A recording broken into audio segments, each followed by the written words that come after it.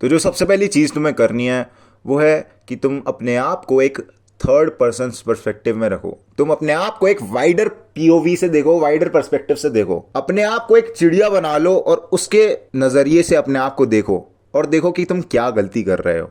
तुम्हारे नजरिए से जब तुम चीजें देख रहे होगे ना तो वो बहुत ही डिफरेंट होंगी। ओशो ने बात कही थी, जो लैला मजनू थे ना, लैला इतनी कोई सुंदर नहीं थी। एक राजा ने बुलाया मजनू को एक दिन कि भाई लैला के अंदर तो कुछ खूबियां ही नहीं है, काड़ी सी है, ऐसी सी दिखती है, इससे बढ़िया बढ़िया औरतें, इससे बढ़िया बढ़िया लड़कियां हैं, उनके लिए तू इतना पागल क्यों नहीं हो रहा मजनू? तू इतना लैला के लिए इतना पागल क्यों हो रहा है? तो मजनू ने पता है उसे क्या जवाब दिया?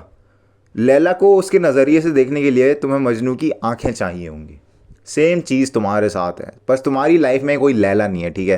तुम्हारी लाइफ में ट्रबल, प्रॉब्लम, दिक्कतें। तुम जब भी अपनी दिक्कतों को देखते हो ना तो तुम कहते हो कि भाई साहब कितना बड़ा है। That's what she said to me, by the way। तुम अपनी दिक्कतों से डरने लग जाते हो। उन दिक्कतों से बचने के लिए सबसे पहले अपने आप को एक बर्ड पीओवी में डालना पड़ेगा। तुम देखना पड़ेगा, हाँ भाई इसको थोड़ा जूम आउट करते हैं और देखते हैं कि भाई दिक्कत क्या है, आखिर मैटर क्या है, मैटर सॉल्व करते हैं। तुम जब इसे जूम आउट करके देखोगे ना तो तुम एकदम कॉन्शियसली एक्ट करोगे। तुम्हें पता होगा कि भाई क्या चीज़ गलत है, क्या चीज़ सही है।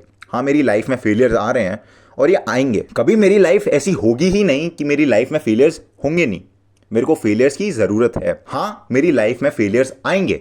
Now what can I do about it? तुम्हें मेक श्योर करना है कि तुम्हारे इमोशंस तुम्हें कैरी ना करें। देखो इस सब में ना यू गेट टू चूज। तुम्हें पूरी पूरी छूट होगी तुम्हें करना क्या है। इस समय तुम्हें तुम्हारे इमोशंस कंट्रोल नहीं कर रहे होंगे। अगर तुम रो रहे थे तो तुम्हें रोना नहीं आएगा। भाई मेरे साथ हुआ था, एक दिन मैं उठा एकदम डिप्रेस्ड, बाहर बारिश हो रही थी गंदी वाली, ठीक है, गंदी वाली बारिश हो रही थी। मैं उठा एंड एज यूजुअल मैंने अपना यूट्यूब स्टूडियो खोला और उस पर देखा कि भाई लिटरली व्यूज़ नहीं आ रहे थे, ठीक है।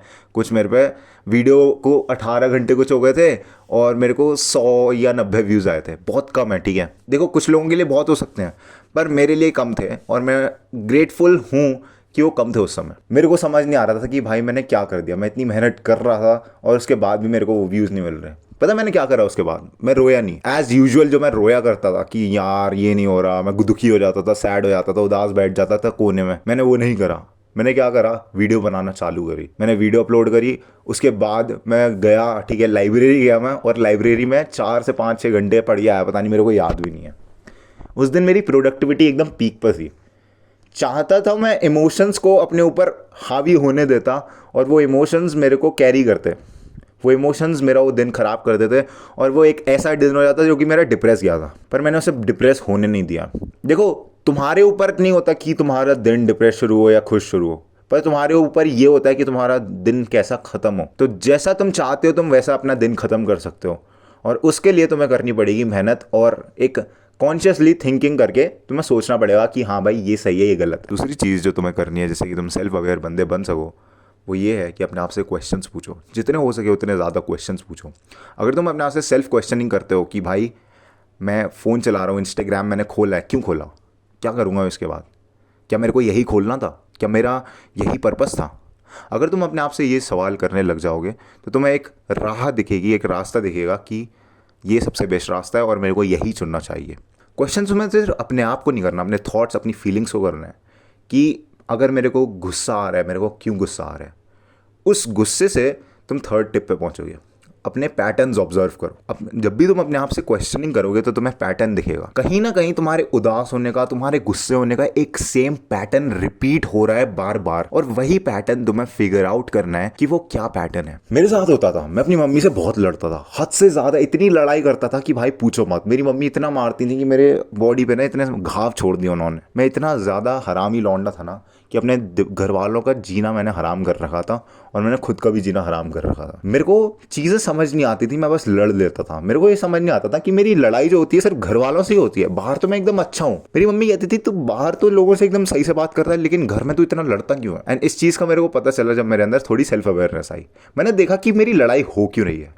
तो मैंने ऑब्जर्व करा कि जो मेरी लड़ाई हो रही थी वो कपड़ों के पीछे हो रही थी। मैं जब भी नहाने जाता था मेरे को कपड़े नहीं मिलते थे। मैं जिन जिन दिन नहाता था उसी दिन मेरी लड़ाई होती थी और वो पूरा दिन चलती थी लड़ाई। तो मैंने देखा कि हाँ भाई मेरी इन चीज़ों की वजह से लड़ाई हो रही है कि मेरे कपड़े नहीं मिलते। वो भी मेरा फॉल्ट था कि मैं कहीं भी फेंक देता था कपड़े। एंड देन व्हाट हैपेंड, मैंने अपने कपड़े ढंग से लगाने शुरू करे और मेरी लड़ाई खत्म हो गई। इतने सिंपल सिंपल रीजंस होते हैं तुम्हारी बड़ी बड़ी लड़ाइयों के पीछे। एंड अगर तुम ये फिगर आउट कर लो तो तुम्हारी लाइफ में 4 चांद लग जाएंगे भाई। This is literally gold mine treasure है भाई ये। अगर तुमने पहचान लिया कि तुम्हें कैसे इमोशंस कंट्रोल कर रहे हो और तुम उनसे कैसे बच सकते हो, तुम्हारी लाइफ में जो प्रोडक्टिविटी होगी एकदम बूम हो जाएगी और तुम्हारी लाइफ खुला चमन आसमान बन जाएगी ब्रो, मजा आ जाएगा। बेसिकली तुम्हें सेल्फ अवेयर होना है जिससे कि तुम एक सेल्फ डिसिप्लिन अपने अंदर डाल सको और अपनी लाइफ में जो भी तुम्हारा गोल, जो भी तुम्हारा पर्पस है, उसे बहुत ही बेटर वे में तुम पूरा कर सको। और ये सेल्फ अवेयरनेस का मतलब पता ही यही है, लाइक मैट्रिक्स वगैरह नहीं बताता था एंड्रू टेट एक टाइम पर कि मैट्रिक्स से बाहर निकलो। This is self awareness. तुम्हें पता चलेगा कि तुम एक हर्ड मेंटालिटी में नहीं हो, तुम बाकियों की तरह नहीं हो, तुम अपने आप को एक अलग पर्सपेक्टिव से देखने लग जाओगे और तुम देखोगे कि I am made for something better. तुम जो भी सोचते थे ना अपनी लाइफ में कि मैं बेंटली खड़ी कर दूंगा अपने घर के सामने, मैं रोल्स रॉयस खड़ी कर दूंगा, तुम सही में कर दोगे अगर तुम सेल्फ अवेयर होते हो तो। This was it for the video. Comment जरूर कर देना बिकॉज वीडियो की ट्रैक्शन उससे बढ़ती है। ग्राइंड सेट करते रहे, माइंड सेट तेरा बदल रहा हूँ मेरी जान।